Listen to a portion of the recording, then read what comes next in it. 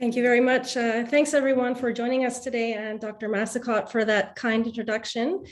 So I will start us off with looking at some of the epidemiology of post-dural puncture headache, the diagnosis, and some of the initial management. And then I will let the rest of our speakers take it from there in terms of the more specific anesthesia and surgical management of these cases. So just to start off with, in terms of post-dural puncture headache, it's a complication that can develop after a spinal dural puncture. And this can be either intentional, for example, if a lumbar puncture is being performed for a diagnostic reasons, or it may be unintentional, for example, if there's neuroaxial anesthesia, such as an epidural for obstetrical reasons. The headache is usually orthostatic and can develop usually within a few days following the dural puncture. And commonly, the other associated symptoms might be things like neck pain or stiffness, changes in hearing, tinnitus, photophobia, and nausea. There can certainly be others as well, but these would be the more common things that are seen. So I think as a neurologist, or the first time someone is seeing a patient, whether that be a neurologist or emergency physician, for example, it's really important to ask the patient regarding any spinal procedures when they do present with an orthostatic headache, even sometimes months or years in the past, because these patients can sometimes suffer for headache for a long time before they're actually properly diagnosed or appropriately treated. So it's really important to go back in the history and ask about any potential spinal procedures. In regards to the ICHD-3 diagnostic criteria, so this is the International Classification of Headache Disorders, essentially the Bible that we use for diagnosing all kinds of headaches. What they say is that this headache occurs usually within 5 days of a lumbar puncture, caused by a cerebral spinal fluid leak through a dural puncture. And it's usually accompanied, as we discussed already, by neck stiffness or subjective hearing symptoms. However, they do go on to say that it remits spontaneously within 2 weeks, which, as you will hear, is not always the case. Actually, in many cases, it may not remit spontaneously. And they also say that it should seal with autologous epidural lumbar patch or epidural blood patch. But again, you will see that there are certain cases where the blood patch will not be successful. So even though the statement is there, we do have to take that with a grain of salt and remember that that's not going to happen in all the cases. Fortunately, in the formal diagnostic criteria that you see below, this is not actually in the criteria. So they do say this in the paragraph above, but it's not actually part of the diagnostic formal criteria, which is good. So the headache fulfills criteria for headache attributed to low cerebral spinal fluid, which essentially is a headache that's developed in temporal relation to a spinal CSF leak.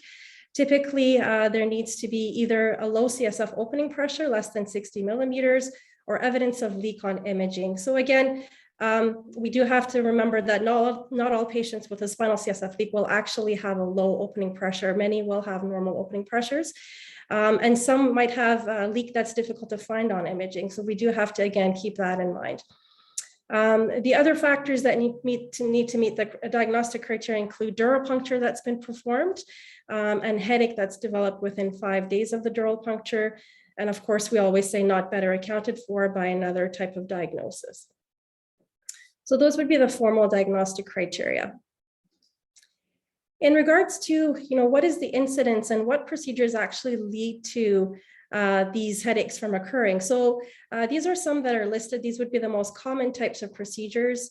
And you'll see the incidences listed there from various papers or the literature. So lumbar punctures can actually be quite a common cause. And depending on the paper that's read or the study that we look at, the incidence can be anywhere from 5 to 26% of patients.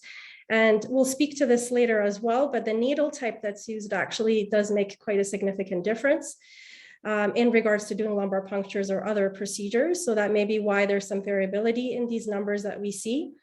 Neuroaxial procedures, the incidence has been listed anywhere from about 6 to 36%. So these include things like obstetrical procedures like epidurals.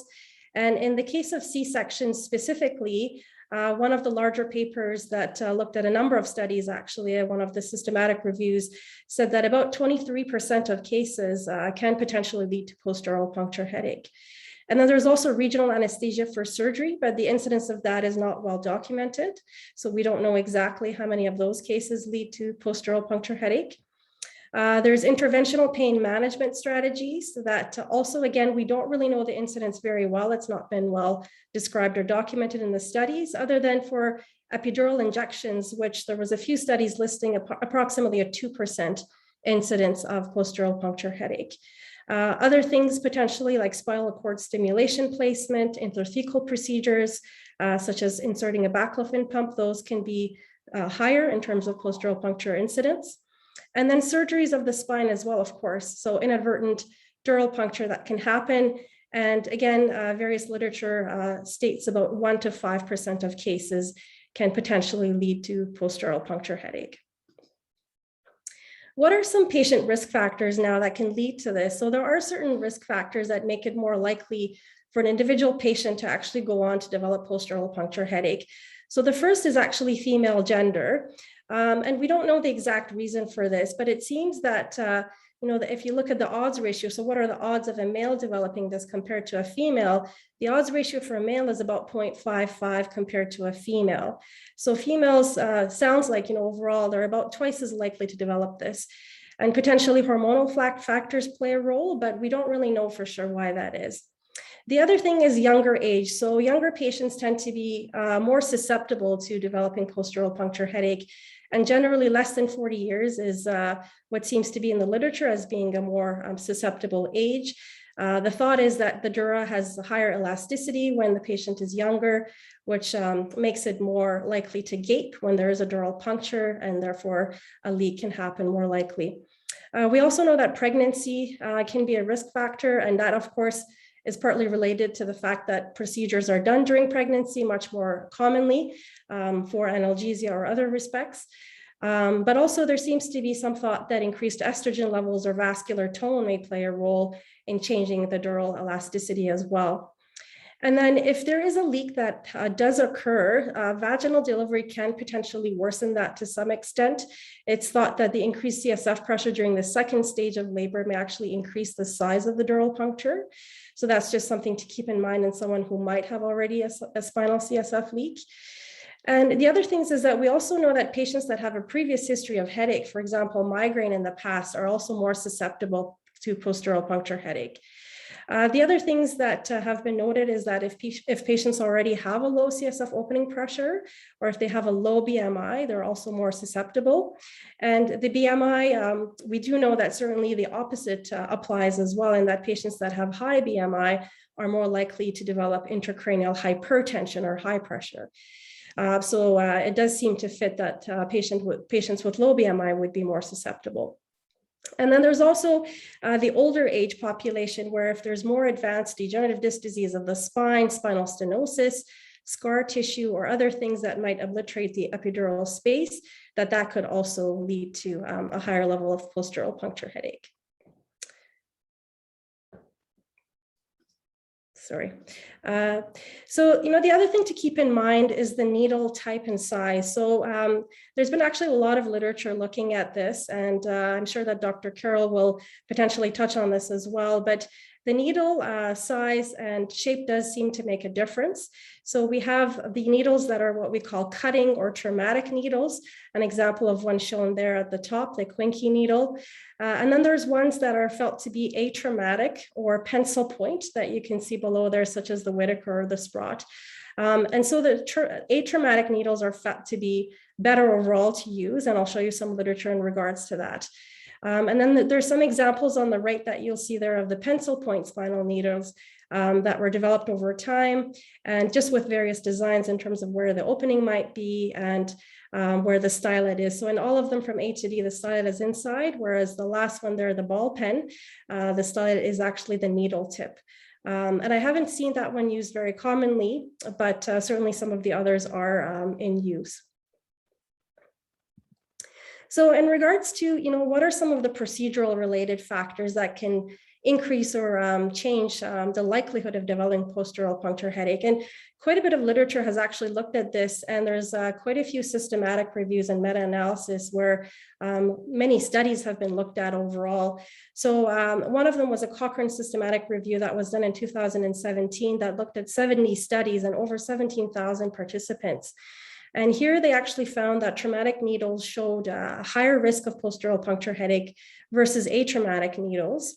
And that atraumatic needles didn't actually increase any adverse events, because that's been one thought, is that, are they more difficult to use, or could they lead to more problems, in fact? But it's been shown that that's not the case. So there was no increase in adverse events such as back pain. In this particular review, they actually didn't see that there was a difference between the gauges of the traumatic needles or the size that were used, but you will see that later studies do show that that might actually make a difference as well. There was a second systematic review in 2017 that looked at 25 randomized controlled trials. And again, they showed that the pencil point, or the atraumatic spinal needles, also again resulted in lower frequency of post-dural puncture headache. Or if there was an incidence of post-dural puncture headache, it was lower in terms of severity. And they also found that there was a lower need for epidural blood patches in those cases compared to the studies that used traumatic spinal needles. So the good thing is that even in these cases, even if there is some likelihood of post-dural puncture headache, it tends to be less severe, and patients are more likely to spontaneously improve compared to using traumatic needles. And then another study, a meta-analysis of 57 RCTs with over 16,000 patients in 2018, they found that pencil point spinal needles versus cutting needles, again, were superior. The risk ratio in this case was 0.41 for the development of post-dural puncture headache. And they also found that the cutting needles showed a higher rate of post-dural puncture headache if there was a lower gauge or a larger bore needle in this case. So this one did show that there was a difference in the size of the needle as well. Additionally, there was a more recent systematic review and network meta-analysis actually from just last year in 2021 that assessed spinal needle gauge and the tip design, as well as the incidence of post-dural puncture headache. They also looked at procedural failure, and they found that 11 needles that were compared in 61 RCTs and close to 15,000 patients that were involved in those studies, that the rate of post-dural puncture headache and procedural failure were lowest with a 26 gauge atraumatic needle. So this is really the most highly recommended one to be used based on this large systematic review. However, if that's not available, they then said that the 27 gauge atraumatic needle would be kind of the second choice. And then if a traumatic needle is used, they would recommend one that has a smaller size, or a 29 gauge cutting needle. Interestingly, they found that there was no difference between obstetrical patients versus non-obstetrical patients in this study. And participant position also didn't seem to make a difference in this particular study. So for example, whether the patient was sitting or lateral decubitus. However, I'll show you on the next slide that in some cases it can make a difference in another study that they had looked at. In addition, the other thing that's been looked at is the orientation of the bevel of the needle. Because it's felt that the dural fibers are oriented in a spinal column in a cephalocaudal orientation, meaning kind of going from top to bottom, or a head down to toe orientation, although there's actually some debate about this as well in the literature. However, it's felt that it does make an impact, at least with this larger meta-analysis that was done looking at the bevel direction and the incidence of post-dural puncture headache. This was after lumbar punctures. And in this meta-analysis, they looked at studies that had used cutting or traumatic needles, so the TUI or the Quincke needles. And the bevel was oriented cephalocaudal or parallel when they did the procedure versus oriented perpendicular when they inserted the needle. And they found that in the cases where the bevel was parallel, that resulted in a lower incidence of post-dural puncture headache. So in this systematic review, they found that it was 11% versus 26%, or an odds ratio of 0.29. And this was statistically significant. So it does seem to make some difference. And then going back to positioning, so we talked about this in the previous systematic review, they hadn't found a difference, but there was one done in 2017 here where they looked at intraoperative or post-operative positioning, and they found that lateral decubitus positioning was associated with a lower incidence of post-dural puncture headache versus a sitting upright position. However, one limitation was that they hadn't looked at patients in a prone position, which is also a common position for some procedures. So we don't know so much about prone, but it seems that at least with this study, the lateral decubitus positioning was felt to be better compared to sitting. It's important to treat post-oral puncture headache, not because of the suffering only of the patient, of course, but there's also complications that can happen over time. And what might some of these be? So as we talked about, chronic headache can happen, and you'll see there that some papers actually indicate that up to 20 to 30% of patients who do develop post-oral puncture headache may be left with a chronic headache that can last months to even years. Hypoacusis or reduced hearing, diplopia or double vision, sinus thrombosis or clots in the brain, subdural hematomas or areas of bleeding in the brain, and other things can happen as well, but these are the most common ones. So it really is important to recognize this condition as early as possible and to offer the appropriate treatment. Now, what are some of the treatment options? So again, as a neurologist, of course, we do try to start with conservative management options, but usually if, within a few days or a week, and depending on the degree of severity that the patient has, this may not be successful. So I think it's important to keep in mind that you do need to quickly ramp up if the conservative measures are not successful, especially in the patients that do have more severe symptoms. So in regards to bed rest, there's been some controversy over this in the literature, with some papers stating that it's not helpful at all and others saying that it can be helpful.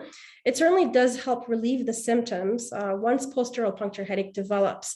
But previous bed rest before having a procedure, for example, or shortly after, doesn't seem to necessarily make a significant difference, but we do know that it helps with symptoms. There's also some literature indicating that abdominal binders may be helpful in some patients, again, just more symptomatically and more of a transient method. Administration of fluids doesn't seem to necessarily help reduce the rates of post-oral puncture headache or help so much even after. One thing that does seem to make a difference and can be helpful, and we do use it in our practice as well, as caffeine. It's been shown to be quite safe overall and effective and can be used up to 300 milligrams per day. And how caffeine works is that it blocks adenosine receptors, which causes cerebral arterial vasoconstriction, which in turn reduces cerebral blood flow, and some of the venous dilatation that can happen, which results in some of the pain. It also helps to increase CSF production, actually, by enhancing some of the activity of some of the pumps, so the sodium-potassium pumps in the brain. The other potential medication that can be used is theophylline, or although there's small studies with this and there's side effects, so we don't tend to use it very often, but it has been shown to be superior to placebo and to acetaminophen.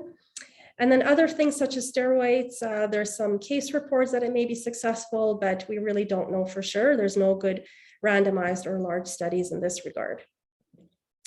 The other thing that's gained some traction over the last few years is nerve blocks for post-oral puncture headache or spinal CSF leaks. So we can do greater occipital nerve blocks with anesthetic or steroids. Often though, the effect is transient, sometimes a few days or a week, but on occasion we may get lucky and it may be helpful. Also sphenopalatine ganglion blocks, which are shown here in the diagram, where basically there's a block done of the sphenopalatine ganglion deep through the nose with a catheter that drips anesthetic materials. But again, short-term relief in most patients. Finally, the epidural blood patch. So of course, this is really where we go to, especially if those conservative measures fail or if patients do have severe symptoms. And I think, again, like we said, a few days, at the most a week or so, would be sufficient to try the conservative measures before really looking at the blood patch. And the patients should be followed closely through this time period.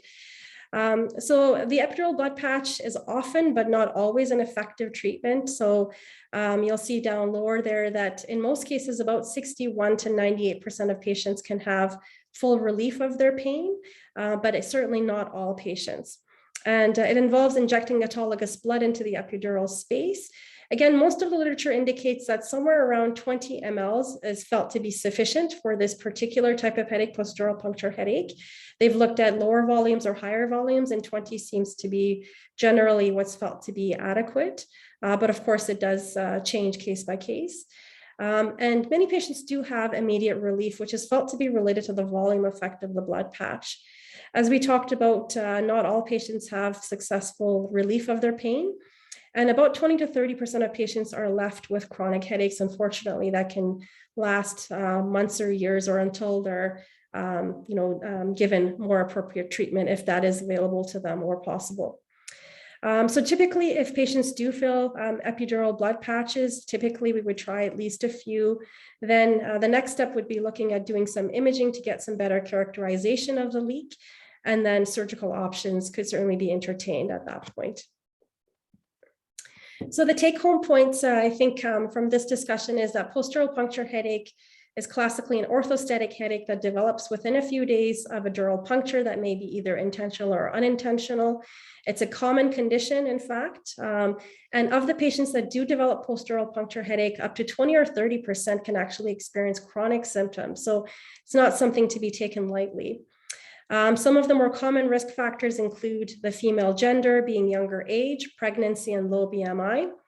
And what we know through the literature is that atraumatic needles are generally recommended because they lead to a lower incidence of post-dural puncture headache, ideally a 26 gauge atraumatic needle. If a traumatic needle does need to be used, the 29 gauge needle would be recommended with bevel in the cephalocaudal or parallel orientation. Initially, we would try conservative management options, but an epidural blood patch is generally a well-established therapy, although not successful in all patients. And if it is not successful, then really looking at those patients with further imaging and surgery. So thank you so much for your attention.